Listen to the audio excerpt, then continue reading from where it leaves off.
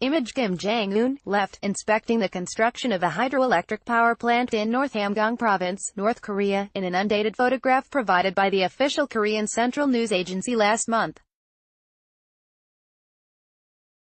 Credit Korean Central News Agency Seoul, South Korea, when North Korea's leader, Kim Jong-un, visited a hydroelectric dam under construction last month, he reportedly flew into a rage after learning why the dam was still unfinished after 17 years of work.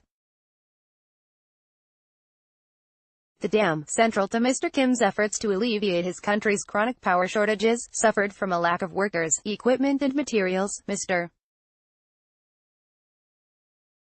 Kim is said to have found, and he learned that officials overseeing the project hadn't even visited the construction site. What makes me angrier is that these officials will never fail to miss the opportunity to show their shameless faces and take credit when a ceremony is held to mark the completion of a power plant. Mr.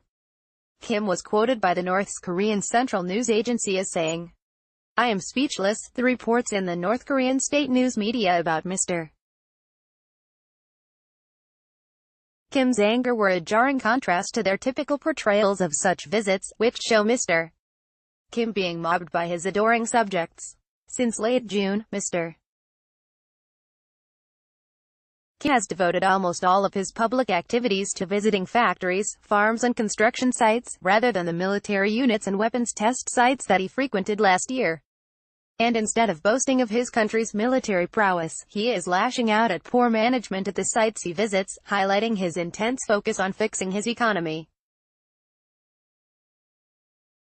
How did North Korea's leader, Kim Jong-un, go from being an international pariah to a smiling diplomat in a matter of a few months? Published on April 27, 2018. Credit image by Pool photo by Valerie Sharifullah Mr. Kim's message is directed as much at the United States as at his people, experts in North Korean politics said, since his pledge to deliver economic prosperity depends on persuading Washington to ease damaging international sanctions. Over the weekend, Mr. Kim said his people were engaged in a do-or-die struggle against brigand sanctions, which he said caused a serious setback to his economy. What's clear is that Kim Jong-un is desperate to ease sanctions and find his own ways of boosting production and improving the lives of his people, said Ko Yoo-won, a professor of North Korean studies at Dongguk University in Seoul. At the same time, he is shifting the blame to his underlings by criticizing lazy officials, by showing himself focused on the economy, rather than on weapons programs. Mr. Kim may be signaling that he is willing to negotiate away his nuclear weapons if Washington offers the right incentives, Professor Ko said. But deep skepticism persists that Mr. Kim will ever give them up, or that the United States will provide the kind of rewards, like a peace treaty ending the Korean War, that the North demands. When Mr. Kim met President Trump in Singapore in June, the two agreed to build new relations and work toward the complete denuclearization of the Korean peninsula. But their agreement lacked details, and frustrations have since mounted on both sides over the lack of progress in carrying out the summit deal, dimming North Korea's hopes for sanctions relief and Washington's desire for rapid denuclearization of the North. Washington has so far canceled its joint military exercises with South Korea to help encourage North Korea to denuclearize. But it has refused to ease sanctions, demanding that the country first move quickly toward denuclearization, initially by declaring all its nuclear assets. Image Mr. Kim met President Moon Jae-in of South Korea at the demilitarized zone that divides their countries in April. Mr. Moon has expressed a bold vision for economic cooperation with North Korea, including building joint economic zones along the border and linking the nation's railways. Credit pool photo by Korea Summit Press. North Korea has made some moves to placate Washington, suspending its nuclear and missile tests, demolishing its underground nuclear test site and tearing down a missile engine test site. But before it moves any further, it wants Washington to declare an end to the Korean War, setting the stage for a formal peace treaty to replace the armistice that halted the war in 1953. The logjam between North Korea and the United States is hampering South Korea's efforts to expand economic and other ties with the North. The South's President, Moon Jae-in, is scheduled to meet next month with Mr. Kim in Pyongyang, the North Korean capital. On Wednesday, he revealed a bold vision for economic cooperation with North Korea, including building joint economic zones along the border and linking the nation's railways, provided that the North starts denuclearizing. In pushing economic development, Mr. Kim has a lot at stake as he seeks to cement his power over a country that suffered a devastating famine in the 1990s and has only recently seen the emergence of a nascent, aspirational middle class. North Koreans are now as materialistic, greedy and unsatisfied as their comrades in the Soviet Union and East Germany once were, and as are most of us in the West, wrote Rudiger Frank, a North Korea expert at the University of Vienna.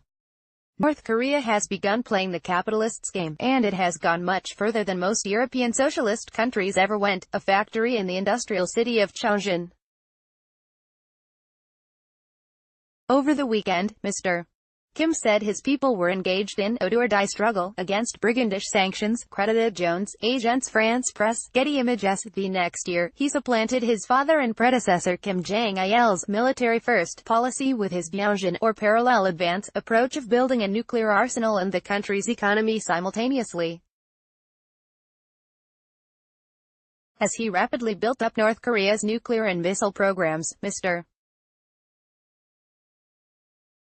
Kim also modified its socialist economy by allowing more than 400 markets, supplementing the state rations and government-run stores that used to be his people's sole sources of goods. He also granted more autonomy to factories and collective farms. But the sanctions over his weapons programs have derailed recent economic progress. While North Korea's economy grew an average 1.77% annually between 2012 and 2015, thanks largely to market activities, according to Kim Byong-yeon, a professor of economics at Seoul National University, in 2017 it contracted at its sharpest rate in 2 decades, shrinking 3.5%, according to the South Korean Central Bank. In his New Year's Day speech, Mr. Kim said, "I spent the past year feeling anxious and remorseful for the lack of my ability." Mr. Kim in an undated photo.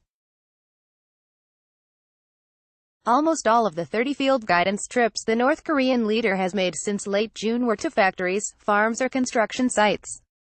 Credit Korean Central News Agency. In April, he announced an end to his Byongjin policy, explaining that he had completed one of the 2 parallel goals, building a nuclear arsenal. Now, he said, North Korea would focus all national resources on rebuilding the economy. Analysts in South Korea have since wondered, does that mean that Mr. Kim is willing to bargain away his nuclear missiles in exchange for economic and security concessions from the United States and its allies? And is the Trump administration willing to test Mr. Kim's intentions by engaging him with a give-and-take? What's clear is that the pieces of the puzzle won't come into place until we see improvements in relations between the United States and North Korea and the easing and lifting of sanctions, said Wang Jae-jun, a North Korea specialist at the Sejong Institute, a research think tank in South Korea. In North Korea, the top leader uses his heavily publicized field guidance trips, like the visit to the troubled dam, to establish his priorities. When Mr. Kim was expediting his nuclear and missile programs last year, he visited weapons facilities and missile test sites, and hosted banquets for weapons engineers. In contrast, almost all of the 30 field guidance trips Mr. Kim has made since late June were to factories, farms and construction sites. On July 17, the Rodong Sinmun, North Korea's main newspaper, published 12 pages, double its normal size, devoting the first 9 pages to pictures and articles about Mr. Kim's visits to factories and farms. Last week, North Korean media published photos of Mr. Kim stripped down to an undershirt and sweating profusely while visiting a fish pickling factory during the country's wilting heat wave.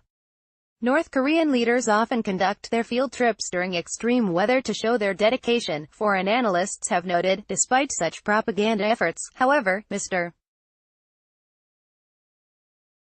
Kim may be more vulnerable to economic crises than his predecessors, experts like Mr. Frank say, as outside goods and information have begun flowing into North Korea, thanks partly to Mr. Kim's own reforms. A version of this article appears in print on page A1 of the New York edition with the headline, "As Talks Stall, Kim Homes In on Prosperity." Or reprints today's paper. Subscribe.